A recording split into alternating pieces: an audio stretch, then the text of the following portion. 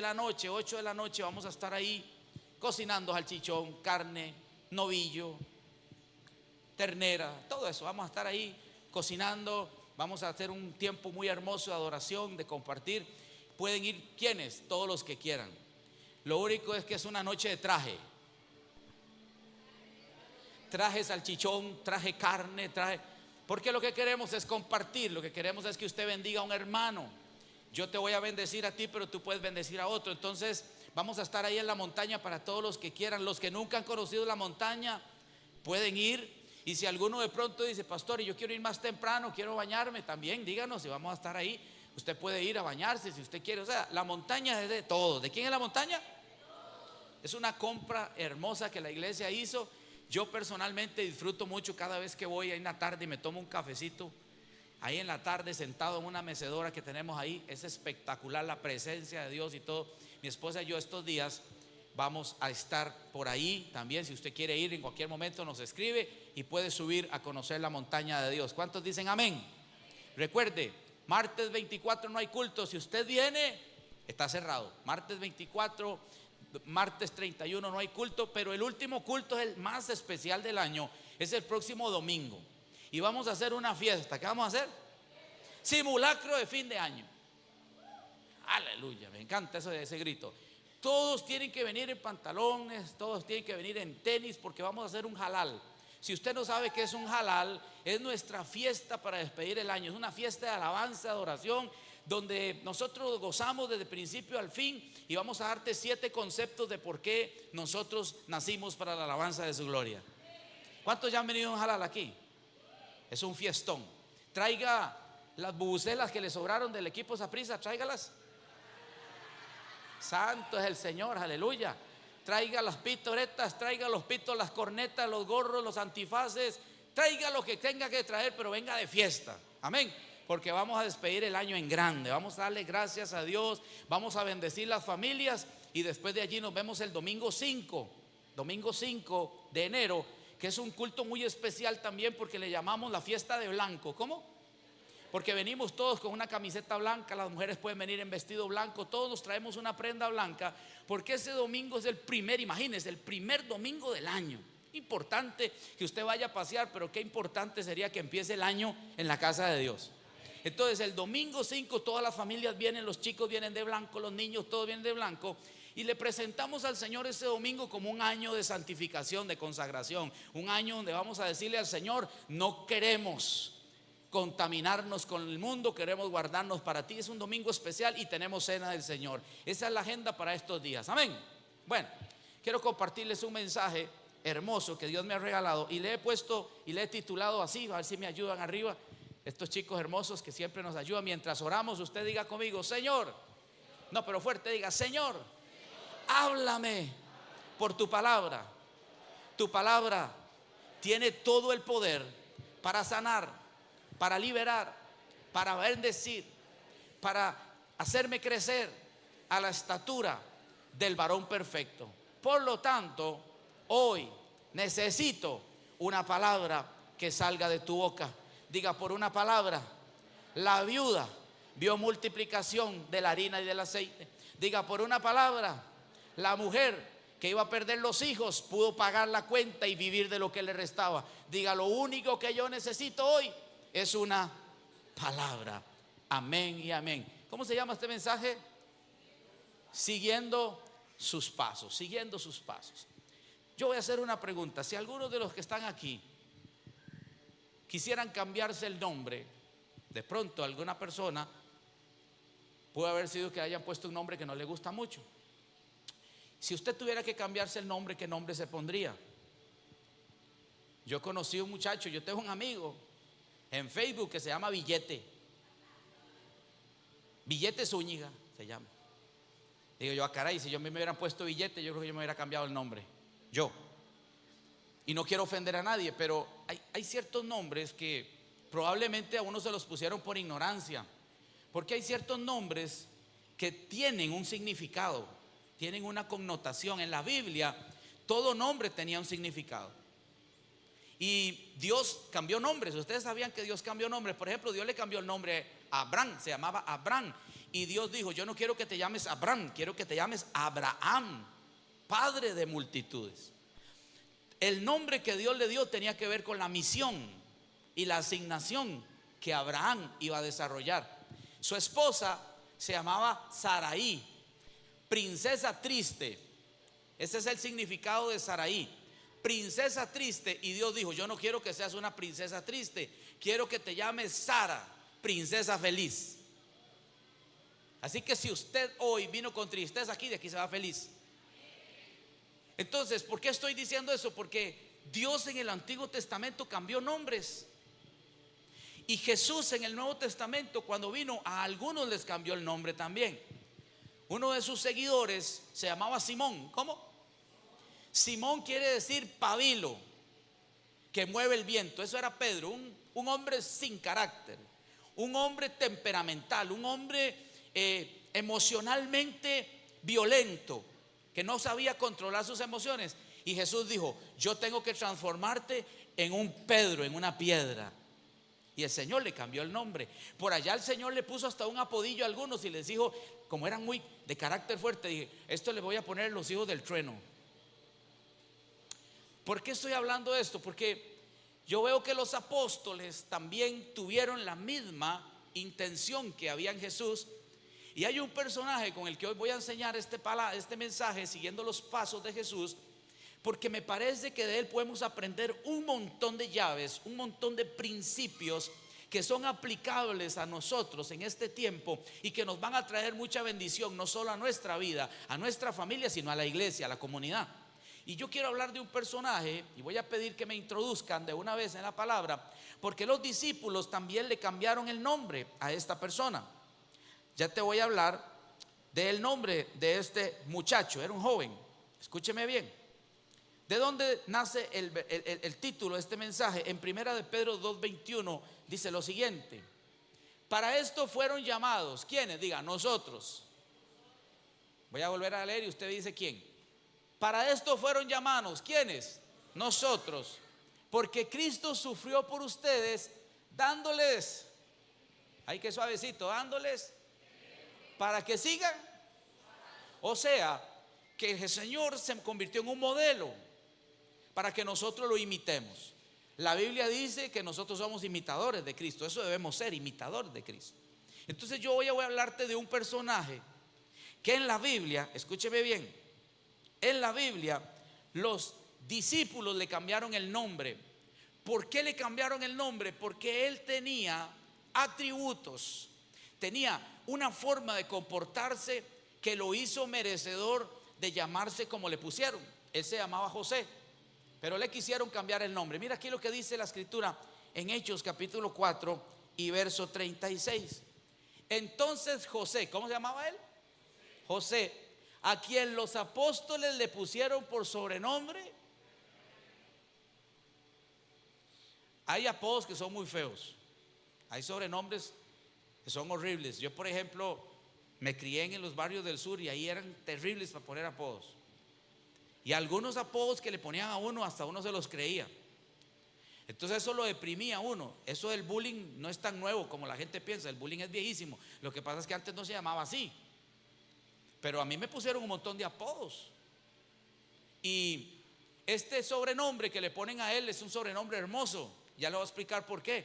Porque le pusieron Bernabé, que traducido es, se llamaba José, y ahora ellos dicen, usted se va a llamar Bernabé, que quiere decir hijo de consolación. Quienes pusieron ese nombre fueron los apóstoles, por el comportamiento que este muchacho siempre les daba. Este muchacho se convirtió en un puente para muchos. ¿Qué dije? Hay personas que les gusta levantar muros para que nadie se acerque a ellos. Ponen muros, ponen ciertos parámetros, son distantes. Pero este Bernabé no era así. Este Bernabé era amigable. Este Bernabé era un muchacho especial en todo el sentido de lo que hacía. Y por eso hoy quiero traerlo para que lo estudiemos. Porque este muchacho siempre brindaba sonrisas, abrazos. Y por esa forma de ser fue que los apóstoles lo nombraron con ese seudónimo de hijo de consolación. Y quiero darte algunas llaves que hoy vamos a estudiar del por qué tú y yo tenemos que ser como este personaje, un buen seguidor de Jesús. Dios quiere que usted sea un buen seguidor de Jesús. Alguien diga amén. Mire lo que dice la escritura en Hechos capítulo 9 verso 23, y me van a dar la primera llave. No sé si la tienen, la primera llave. Tenemos que ser ejemplo creyendo. Ay, qué suavecito. Tenemos que ser ejemplo creyendo en ¿quiénes? Dígale al que está a la par suya: yo creo en tu potencial. Toque a alguien que está ahí a la par tuya, dígale: yo sé que Dios te llamó para cosas grandes. Toque por lo menos a 2 personas que tenga cerca y ayúdeme a predicar. Ahora mira esto. Estos Bernabé siempre son personas, o este tipo de cristianos que Dios anda buscando, siempre creen en los demás. Vamos a la escritura. Hoy vamos a leer mucho. Pasados muchos días, los judíos resolvieron en consejo matarle por sus acechanzas. Llegaron a conocimiento de Saulo y ellos guardaban las puertas de día y de noche para matarle. Entonces los discípulos, tomándole de noche, le bajaron por el muro, descolgándole en una canasta. Un momentito ahí. ¿De quién está hablando? De Pablo. Recuerden que Pablo en algún momento fue perseguidor de la iglesia y ahora era un hombre que servía a Dios, un hombre que predicaba. Los fariseos, los romanos, la gente de aquella época estaban molestos con Pablo y lo habían apedreado, lo habían azotado tan duro que Pablo estaba muy mal herido. Entonces mira lo que pasa: lo tuvieron que descolgar por una canasta en un muro. Ahora mira esto, lo que sigue. Cuando llegó a Jerusalén, imagínate cómo llegó Pablo, cómo llegó todo golpeado, todo maltratado por causa de la predicación de la palabra. Trataba de juntarse con los discípulos. ¿Cuáles discípulos? Los discípulos de Jesús. Pero todos le tenían, qué suavecitos, todos le tenían, no creyendo que fuese discípulo. O sea, voy a ir explicando esto lentamente. Pablo estaba sufriendo también los mismos azotes que él había provocado, porque todo lo que en este reino se siembra se recoge. Él sembró persecución y ahora es perseguido. Él sembró azotes y ahora es azotado. Él apedreó gente y ahora a él le tocaba vivir eso. Llega un momento en el que Pablo llega a Jerusalén a buscar a los discípulos de Jesús. Recuerde que Pablo no estuvo en el tiempo de los discípulos de Jesús. Pablo es llamado después de que Jesús muere. Pablo nunca conoció a Jesús como lo conoció Pedro, como lo conoció Juan, como lo conoció Lucas. Entonces él intenta acercarse a los discípulos de Jesús. Él intenta hacer equipo, pero mira lo que pasa: le tenían miedo, claro, con ese testimonio que tenía de perseguidor, de haber matado a Esteban, o por lo menos haber estado ahí aprobando la muerte de Esteban y de otros mártires. Cuando Pablo llega ahí a Jerusalén, le tenían miedo por lo que él había sido, por lo que él había representado, y dice que no creían en su cambio.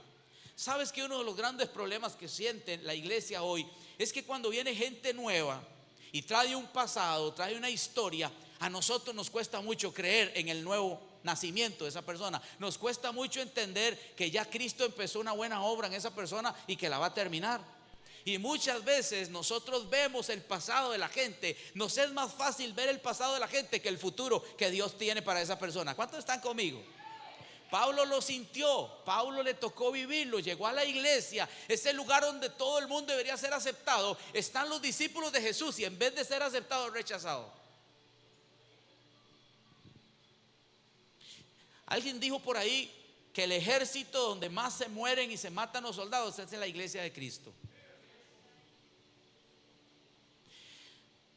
Los mártires, los soldados que van a las guerras y son heridos, son vistos en sus países como héroes, porque expusieron su vida y recibieron heridas, y los reciben en los hospitales como héroes, les hacen homenajes como héroes. En la iglesia, cuando uno está en batalla, ante pruebas, ante enemigos, ante gigantes, y sufre por alguna de esas circunstancias, un embate del enemigo, la gente lo hace a un lado a uno.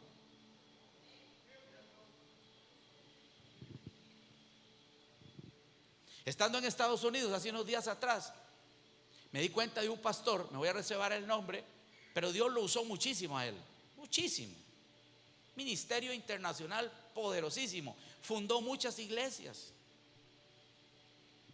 La iglesia de él se llamaba Iglesia de Restauración. ¿Cómo se llamaba?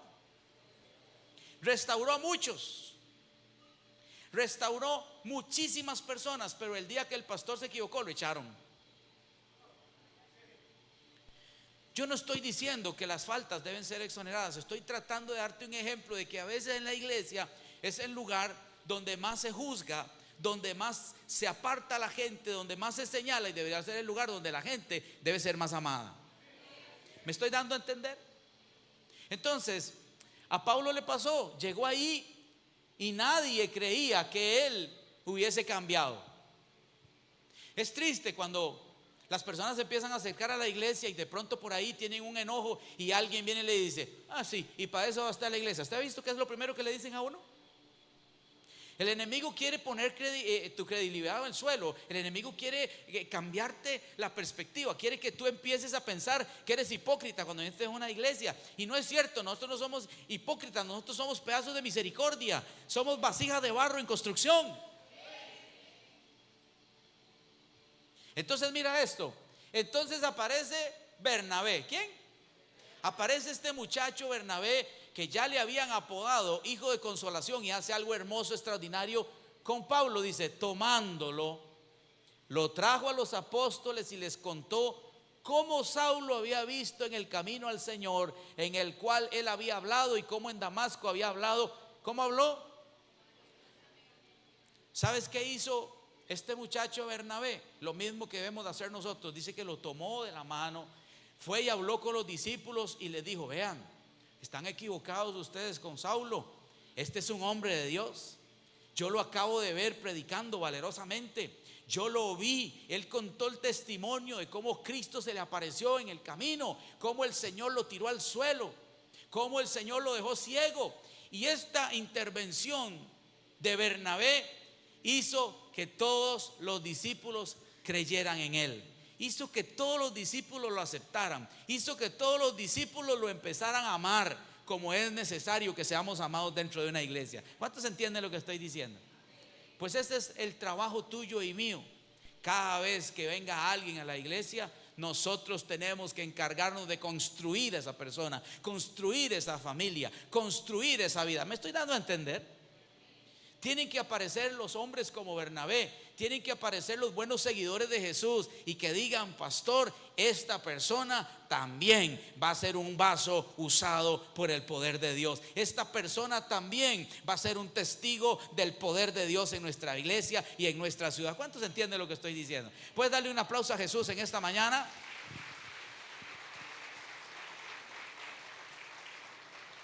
Pablo tenía un anhelo. ¿Cuál era el anhelo de Pablo? Conocer a los discípulos. Si yo hubiera vivido en los tiempos de ellos, quizás también hubiese querido conocerlos a ellos de cerca. Pero el pasado, las obras del pasado hicieron que fuera rechazado. Hicieron, escúcheme bien, que fuera separado. Pero gracias a Dios que este muchachito llamado Bernabé, con su amistad, hizo que todos los demás lo aceptaran. Número 2, ¿por qué tienes que ser un buen seguidor de Jesús? Llave número 2, voy rápido. Porque tienes que hacer un ejemplo ¿en qué? Casi no escucho. En unción y fe. Dos cosas que no pueden faltar en la vida de un seguidor de Jesús: unción y fe. Usted sabe, estoy preparando un mensaje que se llama el poder de la unción. Jesús, dice la Biblia, que fue ungido por el Espíritu Santo. Allá en Lucas capítulo 4 dice que él caminaba lleno de la unción. Porque Jesús, escúcheme bien, Él es el mismo aceite con el que ungían en el Antiguo Testamento a los reyes, a los príncipes. Porque Jesús, escúcheme bien, no recibió unción. Él mismo es la unción que tú y yo portamos hoy. ¿Alguien me está entendiendo? Él es el aceite puro de Dios, el aceite ese de la primera prensa, ese que se saca del olivo. Por eso Jesús fue al monte de los olivos, porque el monte de los olivos, lo que quiere decir Getsemaní, escúcheme bien, es prensa de aceite. ¿Cómo? Getsemaní es una prensa de aceite, ese es el significado. Por eso Jesús fue allí a Getsemaní y dice que fue prensado. Dice que fue de tal manera exprimido que hasta sangre brotaba de su cabeza, de su frente, por la presión que él tenía. En ese momento Jesús estaba siendo sometido a esa prensa de aceite y de él saldría la respuesta para la humanidad. Escúcheme bien, estoy preparando una serie donde voy a enseñarte por qué Jesús podía caminar sobre las aguas y no se hundía. Le voy a adelantar esto solamente. ¿Usted alguna vez ha puesto aceite en el agua? ¿Qué le pasa al aceite en el agua? Flota. Por eso Jesús caminaba fácilmente sobre el agua, porque Él es aceite, porque Él es la unción, porque Él es el que te ungió a ti y a mí para dar las buenas nuevas de salvación. Por eso cuando hay gente ungida, cuando hay gente llena de aceite, podrá caminar donde otros no caminan, podrá hacer las cosas que otros no hacen. Aleluya. Ahí le dejo un adelantito. Hechos capítulo 11 y verso 24. La llave número 2, perdón, dice que tenemos que ser un ejemplo de unción y de fe. Mire lo que dice la Biblia. Llegó la noticia de estas cosas a oído de la iglesia que estaba en Jerusalén, y enviaron a nuestro personaje, enviaron al hijo de consolación que fuese hasta Antioquía. Cuando llegó a la iglesia de Antioquía, ¿qué fue lo que vio? Léalo fuerte. Vio la gracia de Dios. ¿Qué dice? Se regocijó y exhortó a todos a que de corazón permaneciesen fieles al Señor, porque él era varón y lleno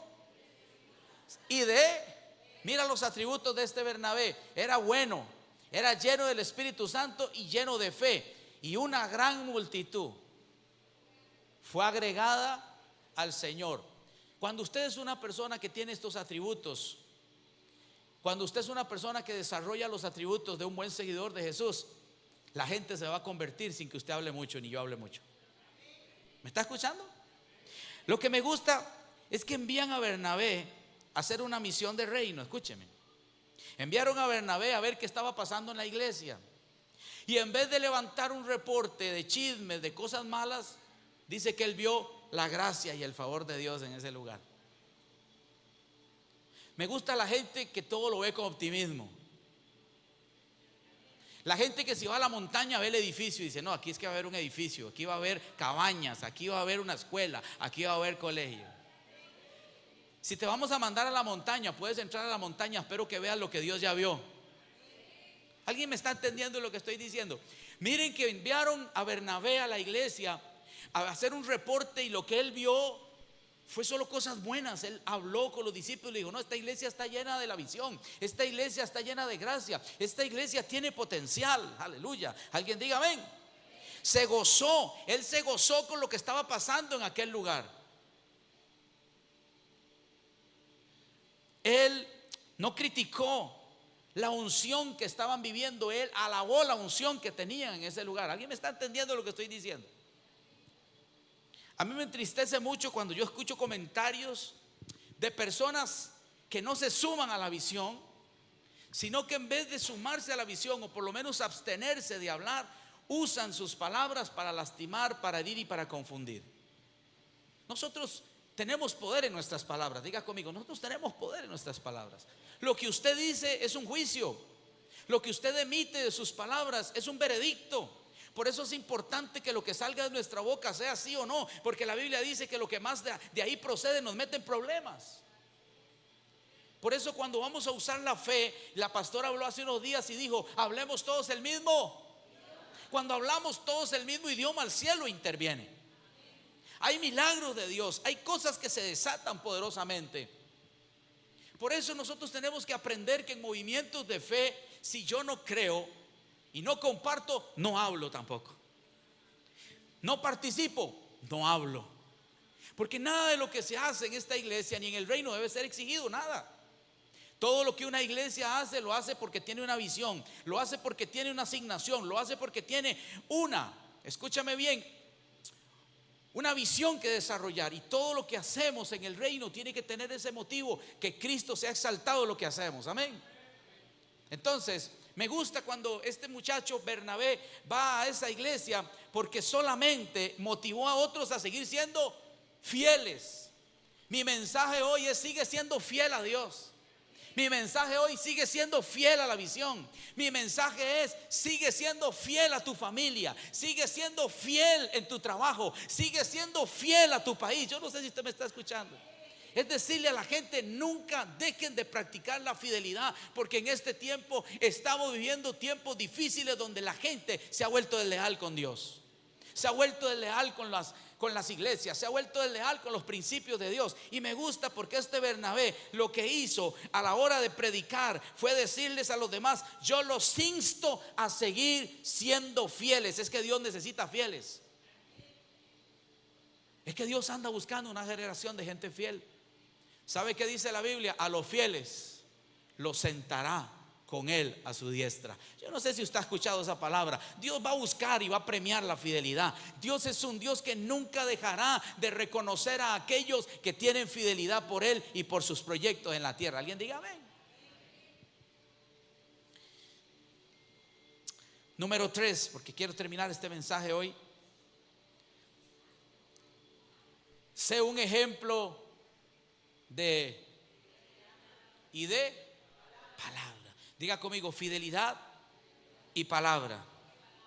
Vea esto, lo que dice aquí. Después fue Bernabé, nuestro personaje que estudiamos hoy, se fue a Tarso, la ciudad de Saulo, para buscar a Saulo, y hallándole le trajo a la ciudad de Antioquía, y se congregaron allí. ¿Cuánto? Todo un año se congregaron ahí.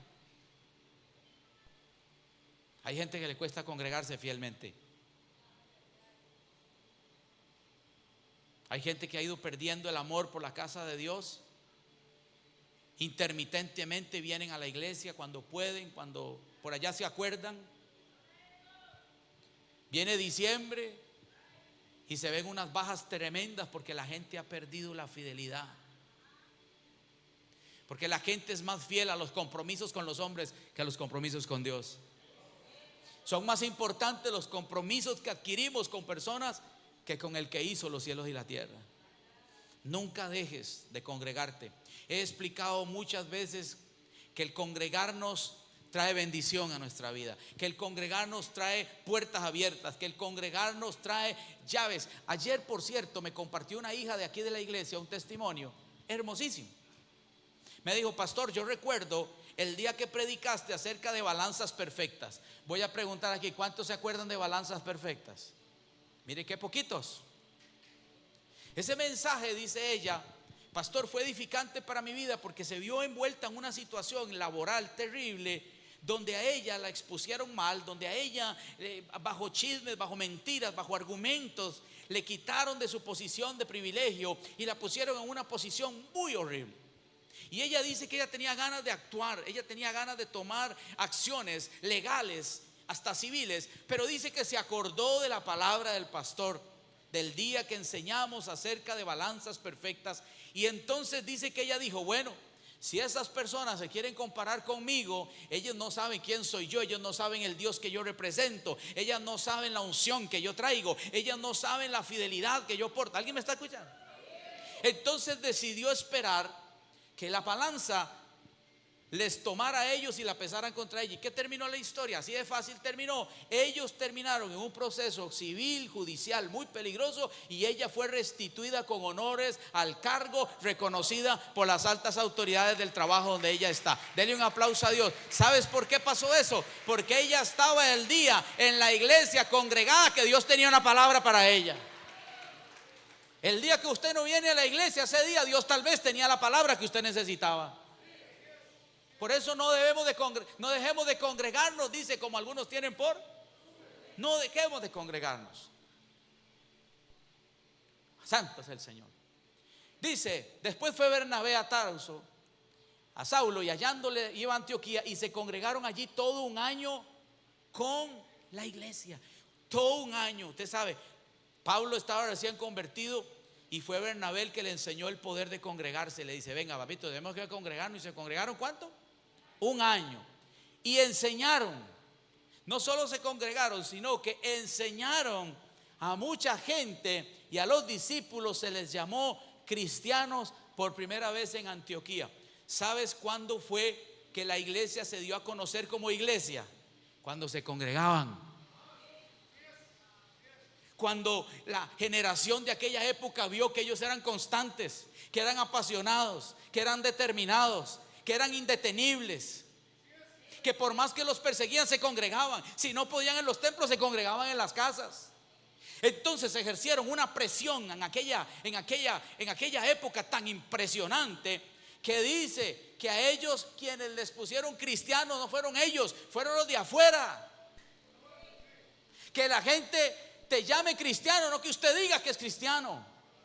Que la gente por tus acciones y mis acciones determinen que somos diferentes, no porque yo lo diga, sino porque ellos lo ven.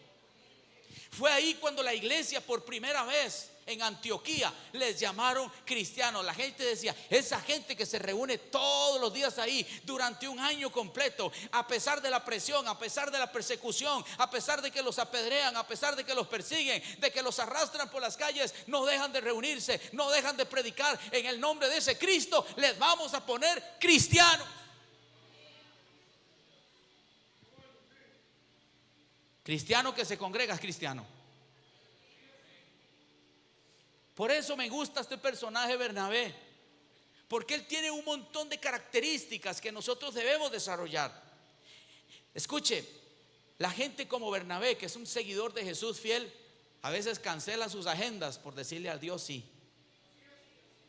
Él canceló un año su agenda probablemente de actividades para quedarse un año completo enseñando la palabra de Dios. ¿Cuánto sacrifica usted por el reino del tiempo que usted tiene? ¿Cuánto inviertes de tu tiempo enseñando a alguien la palabra de Dios? Hace unos días yo lancé un reto a mis líderes. Yo les dije, busquen uno a quienes ustedes discipulen todo el año. Búsquense a uno. Porque ese era el trabajo de Jesús. Jesús agarró a 12 y los discipuló durante 3 años y medio. Trabajó con ellos. Habían multitudes, habían seguidores, pero su énfasis estaba en desarrollar a 12 hombres con un potencial que le daría la vuelta al mundo.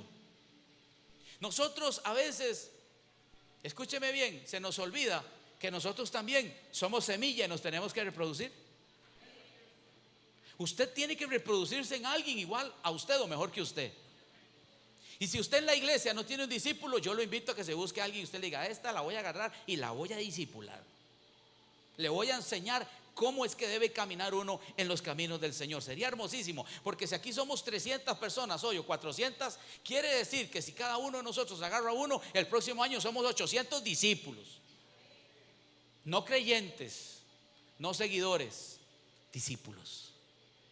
Y eso es lo que hizo Bernabé. Bernabé, donde vio el potencial de Saulo, dice, yo tengo que invertir en este hombre. El maestro de Saulo o de Pablo fue este muchacho llamado Bernabé, quien le enseñó. La pregunta mía es, viene un año 2025, ¿a quiénes le vas a enseñar la palabra de Dios? Ponete una meta este año 2025, decir, yo también quiero predicar y enseñarle a alguien la palabra de Dios. Porque todo aquel que predique, dice la escritura, a uno de estos pequeñitos mi palabra, este será llamado grande en el reino de los cielos. Nosotros tenemos que entender que nuestra asignación en esta tierra es hacer discípulos. No lo digo yo, lo dijo Jesús. Vayan por todo el mundo haciendo discípulos, discípulos, discípulos. Esta es una casa de discípulos, amén. Me encanta porque él sacrificó de su tiempo para invertir en este hombre llamado Pablo y se lo llevó con él. Después fue Bernabé, dice la Biblia, escuche bien, a buscar a Saulo para invertirse en él y formar uno de los hombres más impresionantes en el reino y en los discípulos de Jesús, como fue Pablo. Cuarta llave, voy terminando. Cuarta llave. Sé ejemplo en qué. Eso es importantísimo. Sé ejemplo en humildad. Sea de los que no reciben elogios humanos. A mí me llama la atención este personaje, Bernabé. Mire lo que pasa aquí en Hechos capítulo 14, verso 8. Cierto hombre de Listra estaba sentado, estaba imposibilitado de los pies. ¿Era cojo de dónde? Jamás había caminado. Este oyó hablar de Pablo, fijando Pablo sobre él sus ojos y viendo que tenía fe para ser sanado. Mira cómo creció Pablo. Al que antes todo el mundo le tenía miedo, ahora mírenlo caminando en fe. porque si usted camina con gente de fe, usted se va a volver un hombre de fe. Él se juntó con un Bernabé. Busque a la gente que tenga más unción en la iglesia, busque a la gente que tenga mayores ministerios en la iglesia, y vas a terminar siendo el próximo ungido y enviado. Escoja bien con quién usted se junta, porque decía mi abuelita que el que se junta con lobos, o sea, toda unción es transferible. Lo dije una vez, el día que José estaba en la cárcel, José soñaba. ¿Qué hacía José? Tenía una unción de soñar, y el día que llegó a la cárcel también los presos empezaron a soñar. Quiere decir que lo que usted porta es transferible. Busque gente que le transfiera la palabra de Dios, busque gente que te inspire, busque gente de fe, y usted se va a convertir en un conquistador. Bueno, mírenlo aquí. Ahora vemos a Pablo fijando en este hombre paralítico los ojos, y viendo que tenía fe para ser sanado, le dijo a gran voz: levántate derecho sobre tus pies. ¿Y qué le pasó al hombre? Saltó y anduvo. Entonces la gente que estaba allí en Listra, viendo lo que Pablo había hecho, alzó la voz diciendo en su lengua. ¿Qué dijeron ellos? Dice acá, versículo que sigue: dioses bajo la semejanza de hombres han descendido a nosotros. ¿Y estaba Bernabé ahí o no estaba? Estaba Bernabé, y le pusieron Júpiter, alabado sea Dios. Y a Pablo le pusieron Mercurio, porque este era el que llevaba la palabra. Y el sacerdote de Júpiter, cuyo templo estaba frente a la ciudad, trajo toros, guirnaldas delante de las puertas, y juntamente con la muchedumbre quería ofrecer sacrificios. Cuando lo oyeron los apóstoles Bernabé y Pablo, rasgaron sus ropas. ¿Qué hicieron? Se lanzaron entre la multitud dando voces diciendo: varones, ¿por qué quieren hacer esto? Nosotros también somos hombres semejantes a ustedes, que os anunciamos que de estas vanidades os convirtáis al Dios vivo, que hizo el cielo y la tierra, el mar y todo lo que en ellos hay. ¿Qué es lo que está pasando aquí? Que era una ciudad idólatra, idolatraban a Júpiter, a esos dioses. Y cuando llega Pablo y ven la manifestación del poder de Dios, porque déjeme decirle una cosa: cualquier Dios que los hombres tengan no puede hacer milagros, pero el Dios que usted y yo tenemos, el Dios de la Biblia, hace milagros, hizo milagros, hace milagros y hará milagros siempre. Alguien déle un aplauso al Señor en esta hora. Dice la Biblia que el cojo se levantó, que el hombre imposibilitado recibió el milagro. Ahora vea lo lindo, aquí viene lo lindo. Dice la Biblia que quisieron idolatrarlos, quisieron hacerles un altar en reconocimiento a ellos. Y cuando alguien entiende lo que acabamos de cantar hace un rato: y nadie va a robar tú, ellos dijeron: la gloria de lo que acaba de pasar aquí no es nuestra, es de Dios. Mi pregunta es: ¿cómo te sientes cuando Dios te usa? Tú sirves conmigo en retiros, tú sirves conmigo en los Revolution, tú tienes una red a cargo, tú eres un hombre que predica la palabra en este altar, tú eres un hombre que tiene un grupo de crecimiento, tú eres una persona que aquí imparte. ¿Cómo te sientes cuando ves que pusiste la mano y se manifestó una persona y fue libre? ¿Te dejas algo de la gloria o entiendes el principio que entendía Bernabé y que entendía Pablo, que decía: lo que acaba de pasar aquí no es culpa de nosotros, no lo provocamos nosotros, Él es el único merecedor de toda la gloria y de toda la honra? Necesitamos hombres humildes, necesitamos líderes humildes, necesitamos hombres y mujeres que reconozcan que lo que nosotros hacemos es nada a comparación de lo que Él es y lo que Él hace. Aleluya. Si usted fue a visitar con el código 316 y vio milagros, no es por lo que usted es por lo que es Él. Que nunca se le vaya arriba lo que usted hace para Dios. Nunca le permita al enemigo que entre el orgullo, la vanagloria a su cabeza, porque el día que entró la vanagloria, el orgullo a la vida de aquel arcángel importante que estaba en el cielo, llamado Luzbel, dice la Biblia que fue arrojado del cielo y puesto en la tierra por estrado de los pies. Porque hay algo que Dios no comparte con nadie, ni con sus hijos: es su gloria. Dios comparte su reino, aleluya. Dios comparte una posición para ti. Dios comparte a su Hijo, pero la gloria Él no la comparte. Él dice: la gloria es solo mía. Y todo lo que aquí ha pasado y todo lo que va a pasar en el 2025 no es porque nosotros estemos, no es porque sea una iglesia A, B o C, es porque Él es merecedor de toda la gloria y de toda la honra. Alguien levante un aplauso a Dios. Sabe, este año vamos a pagar, y quiere que le diga algo, y vamos a construir y vamos a avanzar, y toda la gloria y la honra solo será para Él y por siempre para Él. Alguien levante un aplauso. Aleluya. Llave número 5, porque quiero terminar. Llave número 5: sé un ejemplo. ¿En qué? Defendiendo a los débiles cuando fallen. Vea, yo me he dado cuenta que la gente lo ame a uno cuando uno está bien. Eso sí es fácil. Que la gente te aplauda, que la gente te reconozca cuando estás bien, cuando no te falta nada, cuando tienes para dar, es muy fácil. Pero cuando las personas fallan, es cuando realmente se dan cuenta quiénes lo están rodeando. Jesús nunca falló. Dice que fue perfecto y sin pecado. Pero a la gente le falló a Jesús, porque Él los alimentaba, Él los cuidaba. Dice que Él los miraba como ovejas sin pastor, los atendía, les daba enseñanzas desde la mañana hasta la noche, y después les daba de comer y los mandaba llenitos. ¿Cómo los mandaba? Dice que hasta se saciaron. Déjeme decirle esto: vale la pena servir a Dios. ¿Sabe por qué? Porque los discípulos llegaron a ese lugar del monte sin nada en la mano. ¿Qué llevaban ellos en la mano? Pero la Biblia dice que una vez que sirvieron con Jesús, regresaron a casa con canastas llenas. Siempre servir al Señor te va a poner en una posición ventajosa.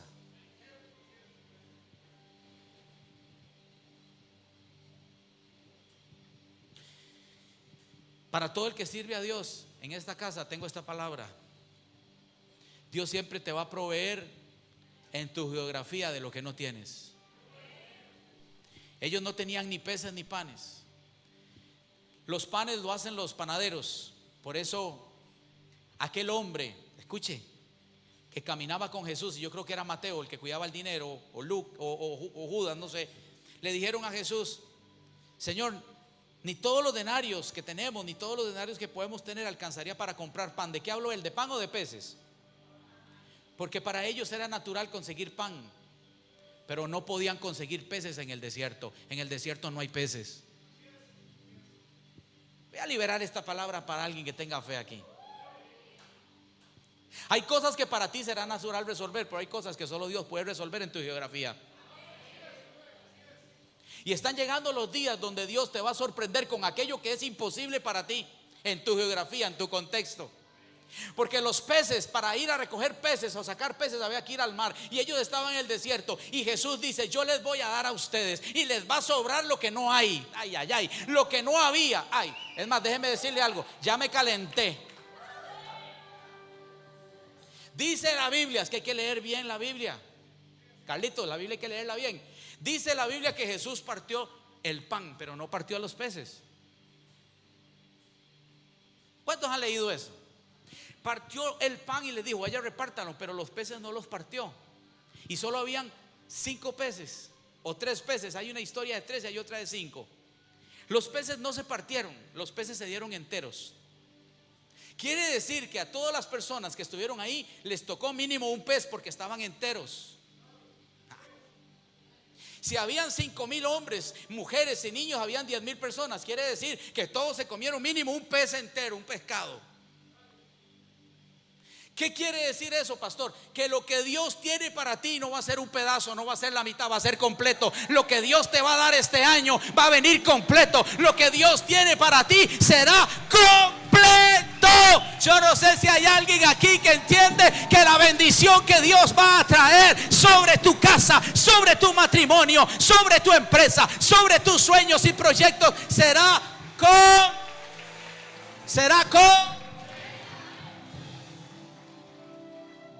completa. Yo estoy creyendo en la bendición de Dios completa. Ya me calentó. Termino. Llave 5, por favor. Qué lindo trabajo hace Producciones. Sé un ejemplo defendiendo al débil cuando ¿qué? Veamos aquí qué pasó en Hechos capítulo 15, verso 36 y termino. Después de algunos días, Pablo le dijo a Bernabé, se habían vuelto amiguísimos, imagínense, compañeros de trabajo, compañeros de misión, estaban predicando juntos, ganaban almas, milagros juntos, participaron en grandes jornadas evangelísticas, ganadoras de almas. Después de algunos días, Pablo le dijo a Bernabé, volvamos a visitar a los hermanos de todas las ciudades en que hemos anunciado la palabra del Señor. No se canse de predicar. Ellos ya venían de predicar ahí y dijeron, volvamos otra vez a predicar. Este año 2025 no deje de predicar. Predique a tiempo y predique afuera de tiempo.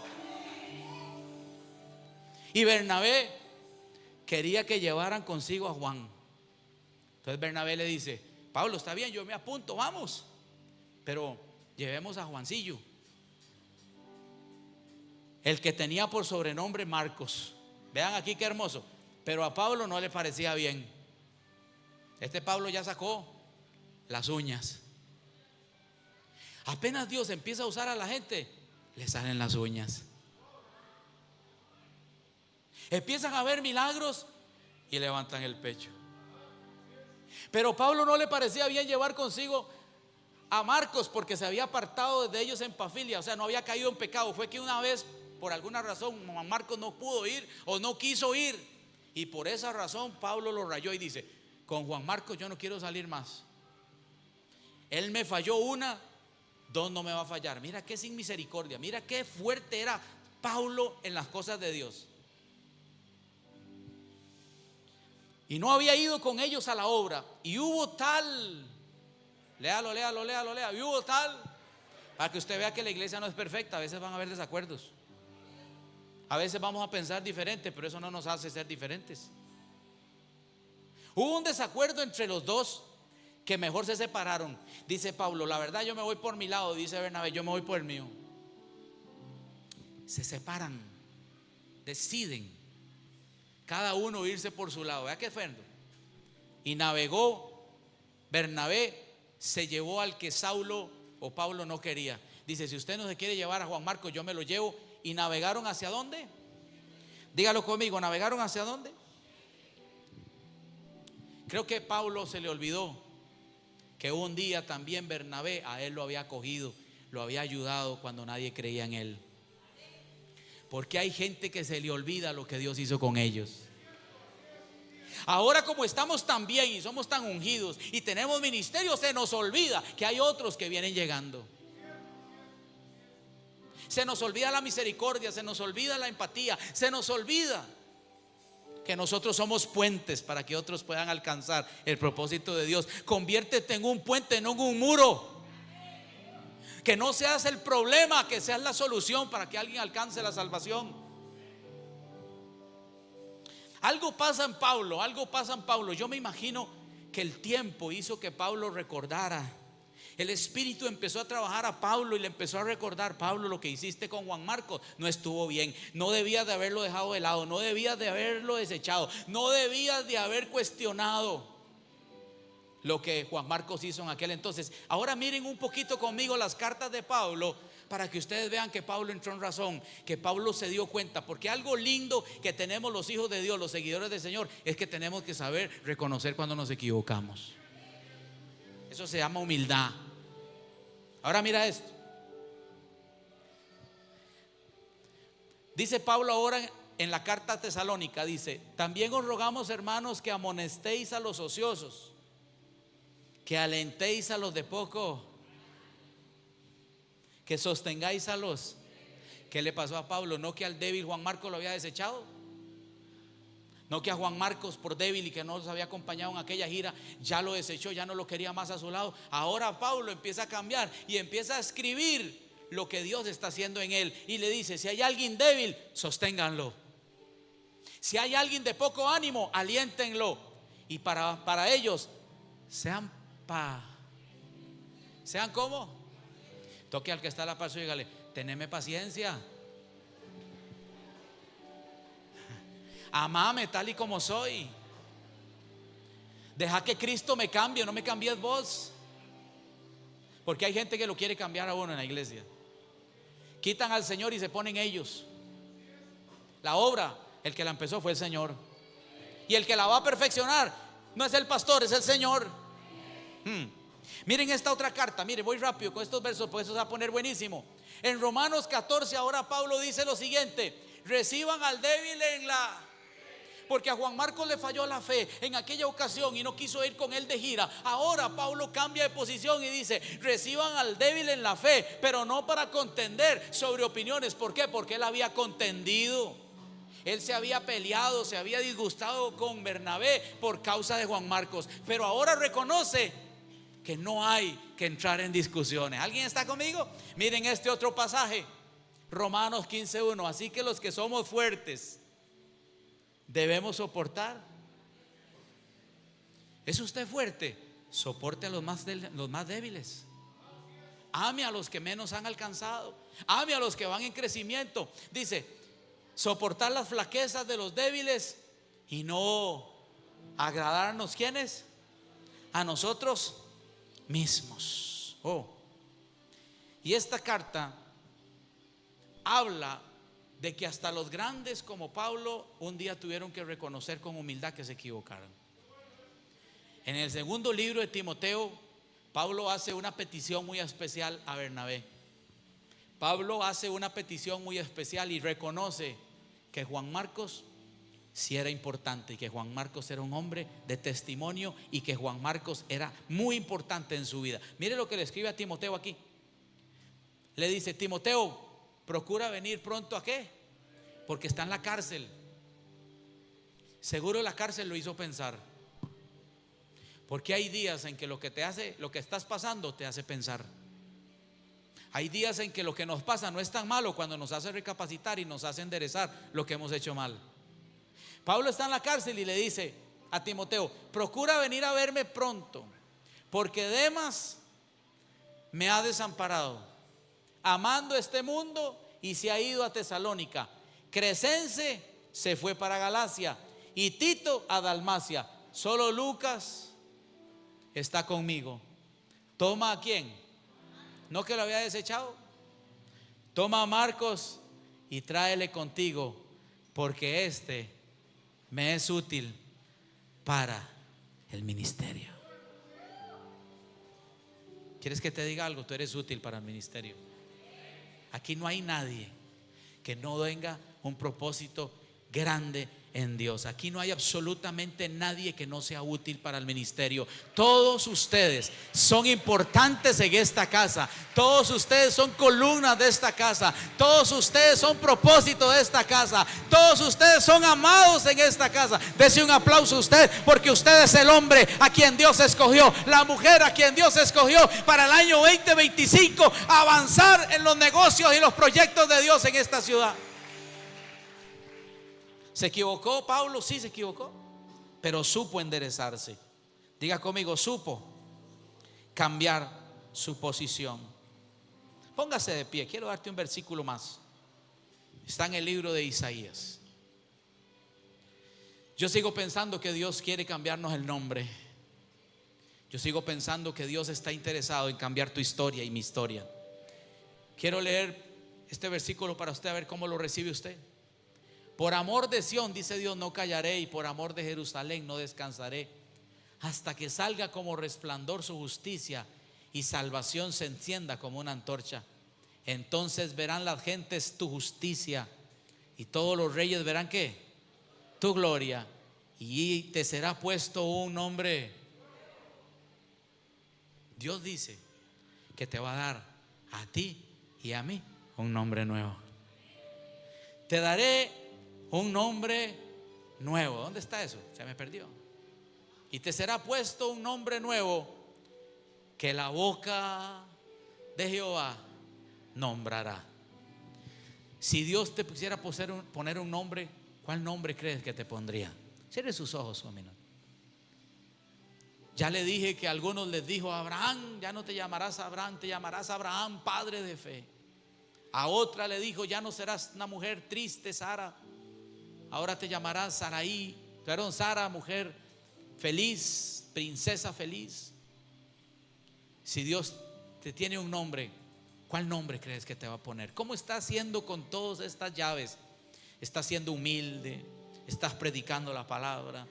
¿Estás construyendo a otros? ¿Estás invirtiéndote en sostener a los débiles? En vez de murmurar, criticar la visión, súmate a la visión. Sigue siendo una columna fuerte en fe. Sigue siendo un hombre y una mujer fiel a Dios, fiel a congregarse, fiel a los proyectos de la iglesia, y entonces alcanzarás cosas grandes para Dios. Creo que se me olvidó una llave, y con esa llave quiero cerrar, porque todos ustedes participaron de esta llave en estos días. Dice esto, abra sus ojitos un minuto. El Espíritu me recordó de esta llave, se me había olvidado, ya iba a cerrar el mensaje. Eduardo, fíjese en esta llave, por favor, porque usted y su esposa, Eduardo, alce sus ojitos y vea esta llave. Sea un ejemplo financiando los proyectos de quién. Eso también es parte de ser un buen seguidor de Jesús. ¿Quieres verlo con Bernabé? ¿Por qué Dios, los discípulos lo usaron tanto y lo sobreprotegieron tanto y le pusieron ese seudónimo? Mira lo que dice la Biblia de él. Entonces José, a quienes los apóstoles pusieron por sobrenombre Bernabé, que traducido es hijo de consolación, levita, natural de Chipre, como tenía una heredad, mira, la vendió y trajo el precio y lo puso a los pies de ¿quién? ¿De quién? Fue el primero. Bernabé fue el primer discípulo en vender una propiedad y traer todo lo que recibió a los pies del Señor. No se preocupe usted, que Dios siempre ha tenido gente fiel en el reino. No se preocupe usted, que Dios nunca dejará de proveer para sus proyectos. Pero aquellos que son fieles y entienden que de lo que Dios les ha dado también han sacado para darle a Dios, este año estoy seguro que verás los cielos abiertos. Estoy seguro que verás negocios nuevos. Estoy seguro que verás recompensas. ¿Sabes por qué? Porque lo que un día hizo Bernabé en financiar el reino es lo que hizo que ese reino lo llamara y lo posicionara como uno de los apóstoles grandes de aquella época. Yo siempre he pensado que todo aquel que se mete en los proyectos de Dios, Dios se mete con sus proyectos. Levante sus manos, porque este año te metiste con los proyectos de Dios, porque este año estás sosteniendo los proyectos de Dios, porque este año entendiste que lo que le diste se lo diste a Dios, y antes de ti hubo gente que también hizo lo mismo que tú hizo. Se despojó de todo para la obra de Cristo. Levante sus manos y adore conmigo un minuto fuerte.